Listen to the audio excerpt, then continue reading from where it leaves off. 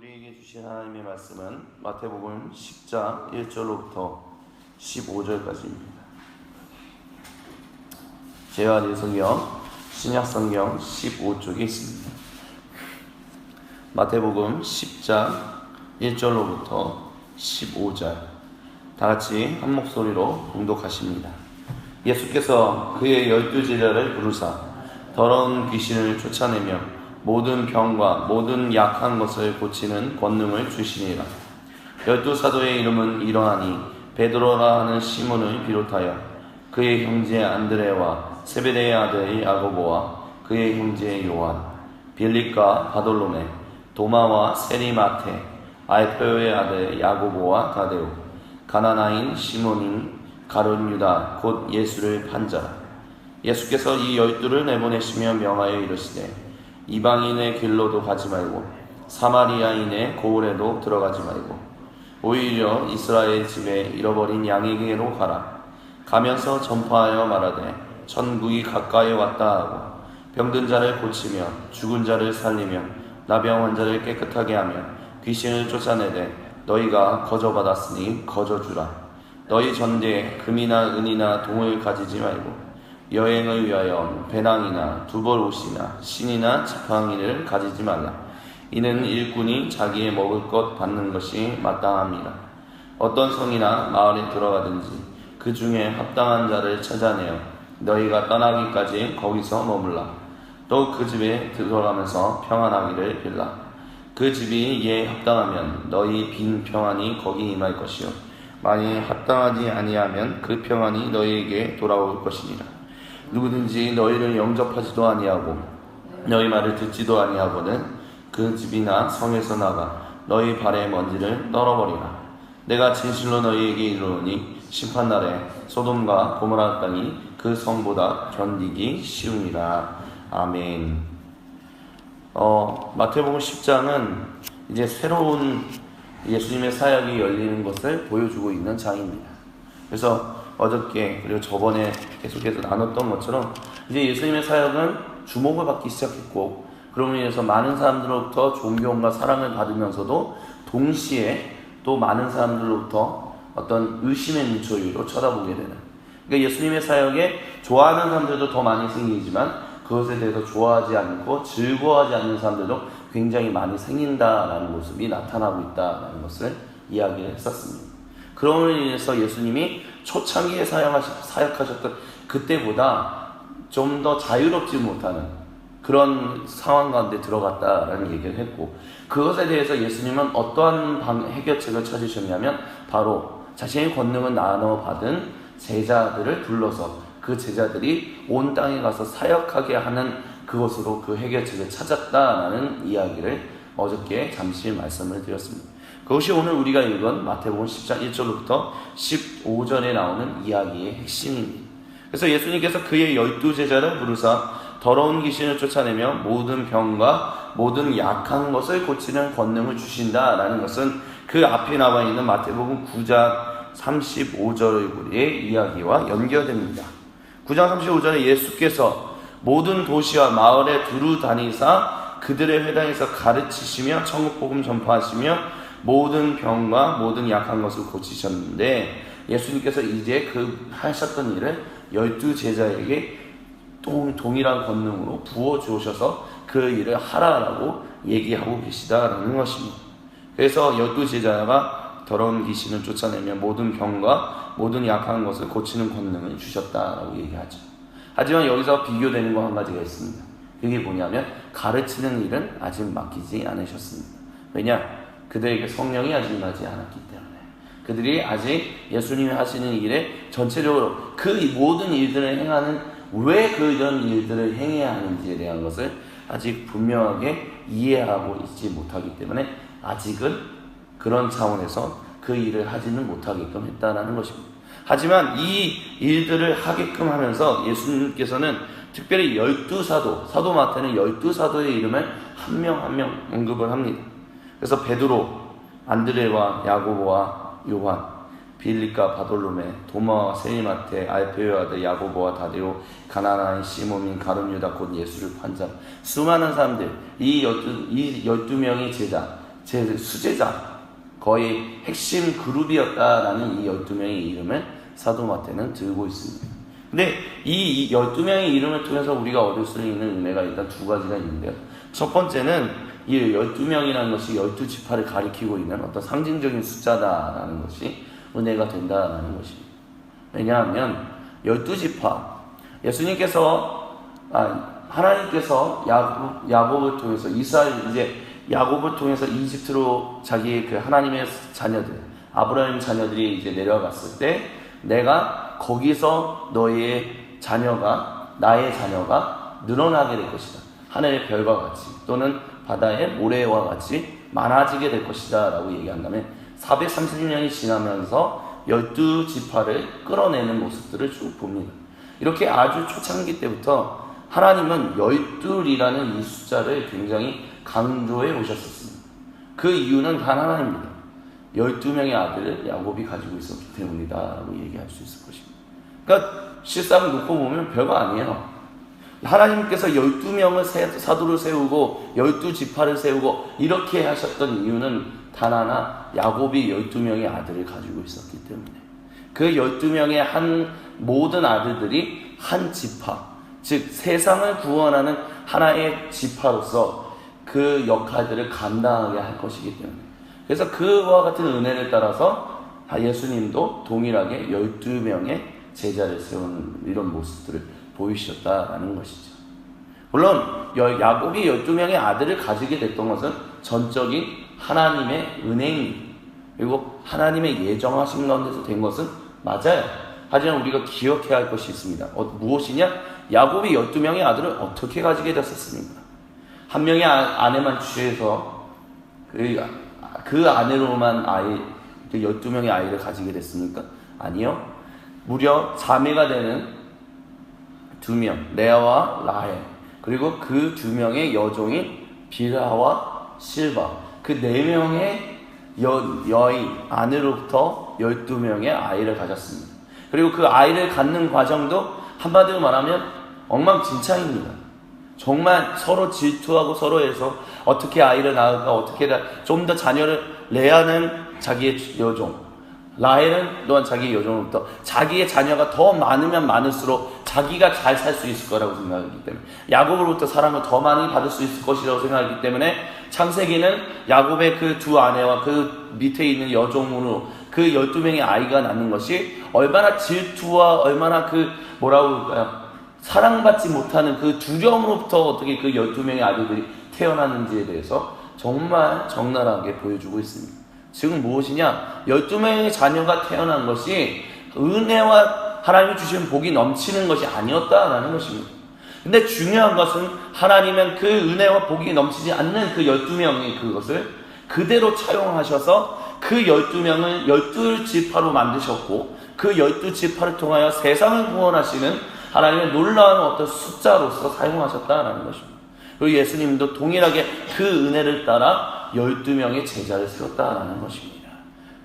첫 시작, 그 12이 시작됐던 그 첫 시작은 하나님 보시기에 전혀 은혜가 되지 못하는, 복이 되지 못하는 참 인간의 질투와 두려움과 슬픔과 두려움, 고통과 억압으로부터 나온 어떤 그런 숫자였지만 하나님은 그것을 은혜로 바꾸셔서, 그것을 평강으로 바꾸셔서 세상을 구원하시는, 세상을 사랑하셔서 자기의 몸을 내어주시는 그 몸으로 지금 그 숫자들, 한마디로 말하면 나의 슬픔을 변하여 우리가 춤추게, 생명을 누리게끔 하시는 어떤 그런 숫자로서 사용하고 계시다라는 것입니다. 그런 은혜가 우리에게도 있지 않을까요? 아마 인생을 살면서 그런 경우들이 있으실 거라고, 한 번쯤은 그런 경험이 있었을 거라고 저는 그렇게 생각합니다. 나의 슬픔 변해, 내 고통 변해, 내 두려움 변해 주께서 기쁨으로 삼아주셨다. 감사로 가지게끔 했던 그 경험들, 그렇게 하나님은 놀라우신 분이십니다. 하나님은 은혜가 넘치시는 분이십니다. 나의 어떤 그 가장 작은 것 그 하나도 바꾸셔서 기쁨으로, 그리고 그것을 단순히 나만의 기쁨으로 끝내지 아니하시고 세상을 구원하시는 기쁨의 통로로 사용하시는 주 하나님, 그와 같은 은혜가 오늘 하루도 넘치시기를 주님의 이름으로 간절히 축원해 드립니다. 그 생명이 넘치시기를 간절히 소망합니다. 그게 넘칠 때 우리는 진실로 하나님의 더 원하시고 기뻐하시는 그분의 뭐라고 할까요? 사도 바울이 사용했던 용어로 빌려서 한다면 그분의 대사가 될 수 있습니다. 그분을 알리는 증인이 될 수 있다라는 것입니다. 단순히 예수님이 복음 전하라고 했어, 그렇기 때문에 복음 전하는 것이 아니라 내게 생명 주신 것, 내 슬픔 변에, 내 고통 변에, 내 두려움 변에 기쁨으로 바꾸신 그 하나님, 그 하나님은 내가 전한다. 전하는 것이 다르지 않을까요? 그 사랑을 나누는 것이 다르지 않을까요? 그와 같은 생명을 하나님은 가지시기를 아마 이와 같은 말씀을 통해서 말씀하신다라고 저는 그렇게 믿음으로 확신합니다. 그렇기 때문에 그와 같은 은혜가 넘치시기를 바랍니다. 그와 같은 은혜를 사모하시길 바랍니다. 내 모든 두려움과 고통과 억압으로부터 나왔던 모든 것을 기쁨으로 변해 생명으로 사용하시는 그 하나님의 은혜를 오늘도 맛보시게 되기를 간절히 축원합니다. 그 은혜가 넘칠 때 우리는 정말 하나님이 주시는 그 기쁨 가운데서 더욱더 생명을 누리며 단순히 누리는 것으로만 끝나는 것이 아니라 나누며 살아갈 수 있을 것입니다. 또한 두 번째, 이것을 통해서 12제자를 통해서 나눌 수 있는 또 하나의 은혜는 무엇이냐면 서로 하나 될 수 없는 사람들이 예수님의 이름으로 하나 된 모습을 보여주고 있다라는 것입니다. 먼저 여기서 대표적인 사람들, 직업을 얘기해보면 이렇습니다. 베드로라고 하는 시몬, 그리고 안드레, 야고보, 요한, 어부입니다. 갈릴리 지역에 살고 있었던 사람입니다. 빌립과 바돌로메, 역시 베다니 지역에 살고 있었던 사람들이지만 무슨 직업을 가지고 있었던 사람들인지 모릅니다. 근데 그냥 일반적인 사람들이었다라고 생각할 수도 있겠죠. 근데 여기서 한 가지 중요한 게 나옵니다. 세리마테, 그리고 알페오의 아들 야고보와 다데오, 가나나인 시몬, 이 세 사람은 헤로파, 즉 젤로파라고 이야기를 듣는 사람들이었습니다. 젤로파라는 사람들은 뭐냐면 하나님께서 우리를 구원하시기 위하여 이 땅에 오셨다. 그렇기 때문에 우리는 가만히 있으면 안 된다. 나서서 혁명을 일으키자. 주님의 이름으로, 하나님의 이름으로 세상의 혁명을 일으키자라고 하는 칼을 들고, 한마디로 말하면 레지스탄스, 또는 우리 일제강점기 시대에는 어떤 사람들이었느냐? 독립운동하는 사람들이었다라고 생각하면 이해가 쉬울 것입니다. 그런 사람들과 지금 어떤 사람들이 같이 하느냐? 도마, 세리마테가 함께하고 있다라는 것입니다. 즉 세리마테는 로마 제국의 어떤 세금을 거둬들이기 위해서 일하는 사람이었습니다. 이런 사람이 지금 독립운동을 하고 있는 사람들과 함께 한 그룹을 이루고 있다라는 것입니다.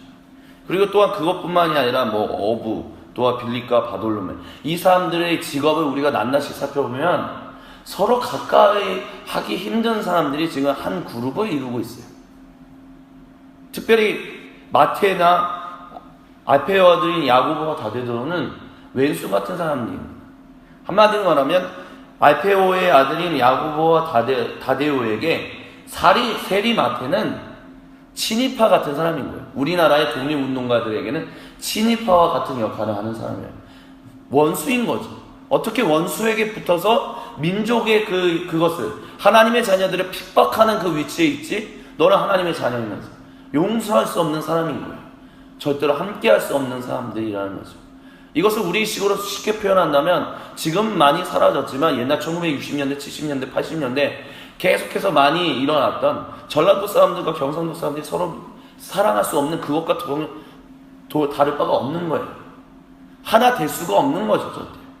근데 그 하나 될 수 없는 사람들이 얼굴만 마주치면 죽이겠다라고 생각하는 그 사람들이 지금 예수님의 이름으로 함께 그룹을 이루고 있으면서 동시에 주님의 복음을 전하기 위하여 함께 나아가고 있다는 거예요. 예수님이 그렇게 행하셨던 일이 모든 이들을 하나 되게 하시는, 모든 원수된 것을 화해하게 하시고 모든 갈라진 것들을 하나 되게 하시는 그 생명의 사역이었다라는 것을 사도 마태는 이 12사도들의 12제자의 이름을 통해서 지금 우리에게 보여주고 있다라는 것입니다. 그렇기 때문에 우리에게도 하나님이 주시는 은혜는 동일하다라고 저는 그렇게 믿음으로 확신합니다. 우리가 예수님을 믿으십니까? 우리가 예수님을 따르는 제자입니까? 그렇다면 그것은 무엇이냐? 예수님께서 부르신 사람들, 하나님께서 성령을 부으신 사람들, 그 모든 사람들과 우리는 더불어서 화해할 수 있어야 하고 항상 더불어서 화목할 수 있어야만 합니다. 그렇기 때문에 교회는 항상, 그리스도인들은 항상 개인별로 부름받은 것이 아니라 항상 공동체로 부름받은 것입니다. 공동체로 전혀 함께, 그것도 단순히 그냥 마음에 맞는 사람들로만 모인 공동체가 아니라 정말 마음에 안 드는, 정말 내 그것과는 정말 상관없는, 어떤 면에서는 정말 싫은 사람들하고 하나 되게끔 하나님을 하신다는 거죠.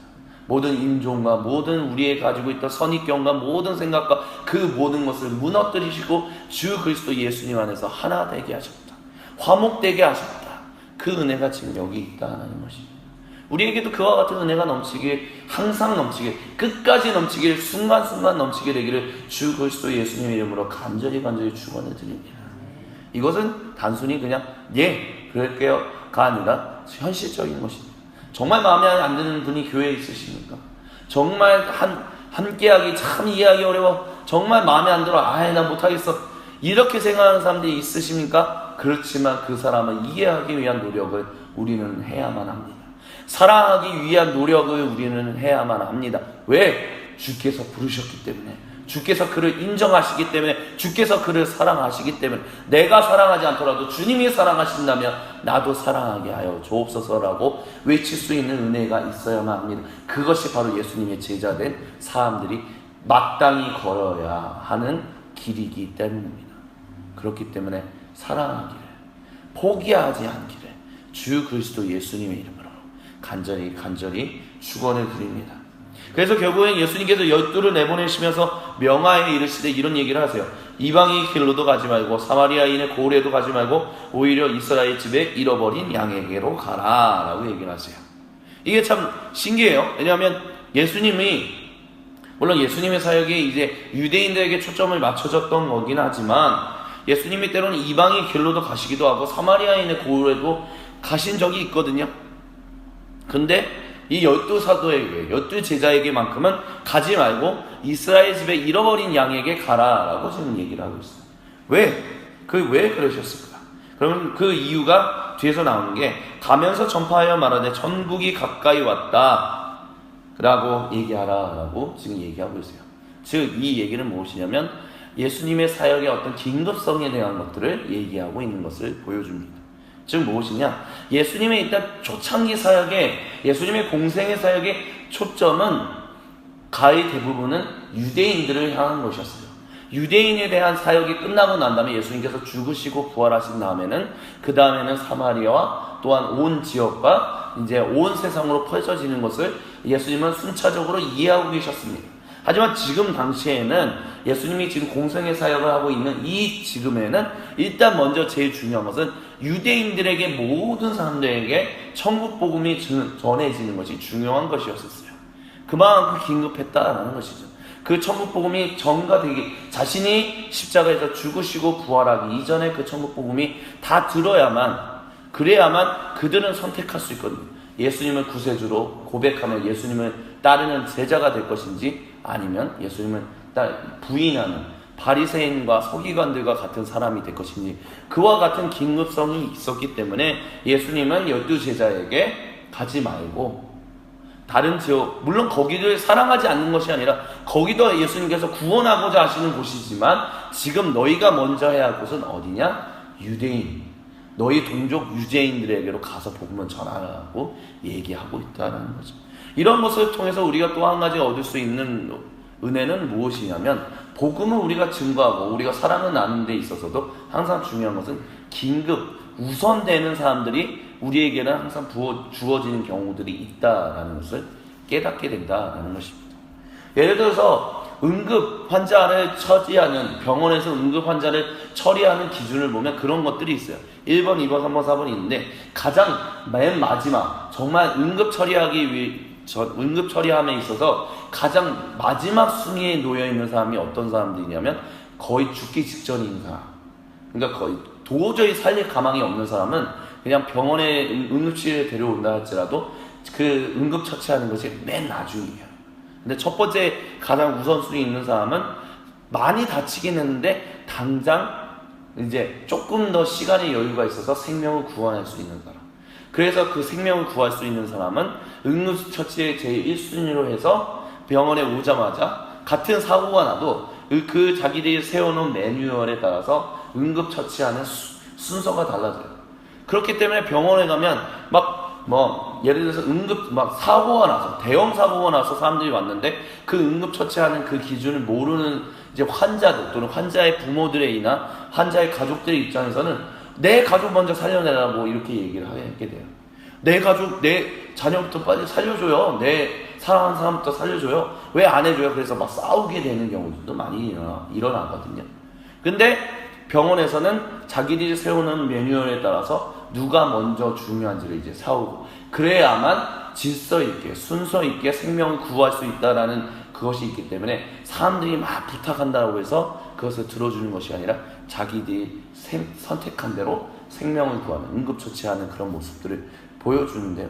그런 것처럼 우리에게도 그와 같은 것들이 있다는 거예요. 세상을 한번 보세요.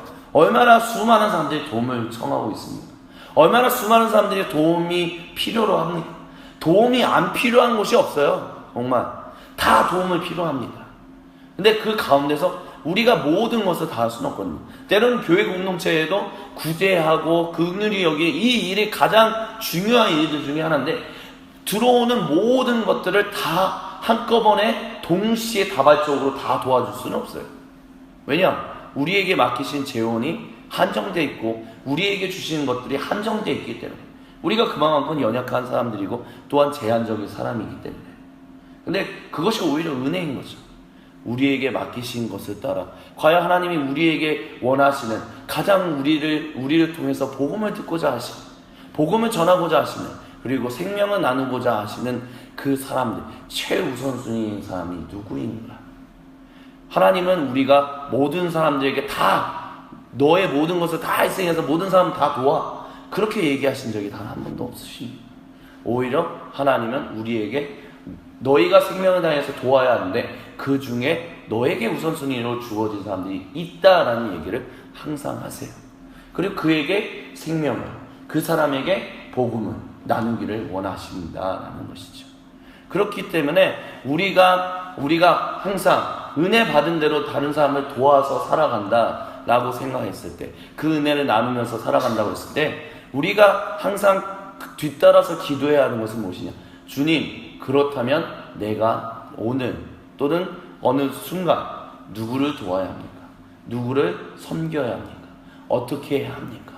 내게 있어서 가장 우선순위 되는 사람은 누구입니까? 라고 기도하면서 나아갈 필요가 있다는 것을 오늘 본문이 얘기하고 있다라고 얘기할 수 있을 것입니다.